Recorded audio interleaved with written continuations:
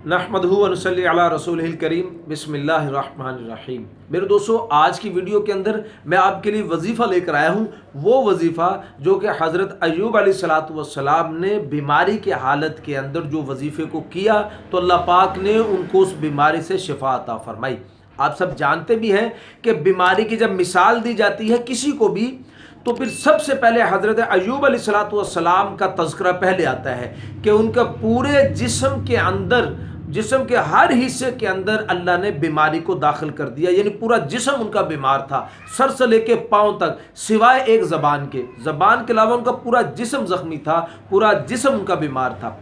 तो उन्होंने कैसे अल्लाह को पुकारा, कौन सा वजीफ़ा किया, किस नाम से अल्लाह को पुकारा कि अल्लाह जल्ला शान की ज़ात ने उस नाम की बरकत से अल्लाह पाक ने ना कि सिर्फ उनको शिफा अता फरमाई, बीमारी से निजात अता फरमाई, बल्कि तफसीर की किताबों में आता है कि अल्लाह पाक ने उनको जवानी भी लौटा दी। अल्लाह पाक कुरान के अंदर फरमाते हैं सूरह अंबिया आयत नंबर 83, व अय्यूब इज़ नादा रब्बहु अन्नी मस्सनिय ज़ुर्र व अंता अरहमुर राहिमीन। अल्लाह कुरान में फरमा रहे हैं कि और जब अय्यूब ने पुकारा अपने रब को जबकि वो मुसीबत में फंसा हुआ था और उन्होंने कहा या अरहमुर राहिमीन, यानी या अरहमुर राहिमीन के ज़रिए जब पुकारा तो फिर अल्लाह जल्ला शानु आगे 84 नंबर आयत इसी सूरत के अंदर सूरह अंबिया में 84 नंबर आयत में अल्लाह फरमाते हैं फस्तजबना लहू फकशफना मा बिही मिन जुर्रिन, बस हमने उनकी दुआ को कबूल किया और उनकी बीमारी को यानी उनकी मुसीबत को अल्लाह कह रहे हैं हमने दूर कर दिया। मेरे दोस्तों, हज़रत इमाम जाफर सादिक रहमतुल्लाह अलैह फरमाते हैं कि मैं हैरान हूँ उस बंदे पर जो आदमी मुसीबत में फंसा है, बीमारी में फंसा है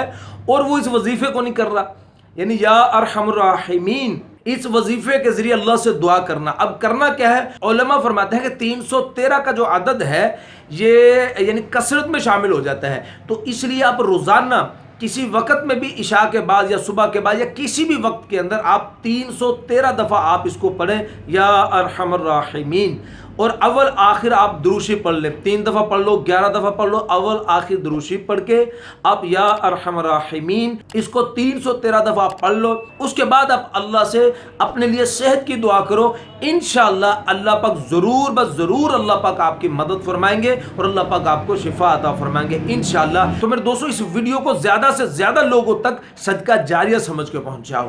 तो मेरे दोस्तों, इसके अलावा कोई और दीनी मसाइल आप पूछना चाहते हो या ख्वाबों की ताबीर आप जानना चाहते हो तो आप हमारे साथ जुड़े रहिए, हमारे चैनल को सब्सक्राइब कर दें और बेल नोटिफिकेशन पर क्लिक कर दें ताकि हर आने वाली नई वीडियो का नोटिफिकेशन मेरे दोस्तों बर वक्त आपको मिल सके। अपना बहुत सा ख्याल रखिएगा, दुआ में याद रखिएगा। मिलते हैं इंशाल्लाह अगली वीडियो में। अस्सलामु अलैकुम व रहमतुल्लाहि व बरकातहू।